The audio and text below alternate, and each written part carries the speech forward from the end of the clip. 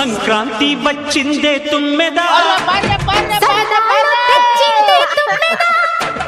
కొత్త ధాన్యాలతో కోడి పందాలతో ఊరే ఉప్పొంగుతుంటే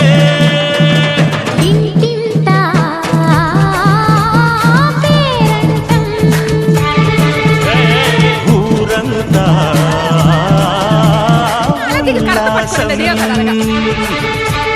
కొత్త అల్లుళ్ళతో కొంటే మరదళ్లతో పొంగే హేమంత సిరులు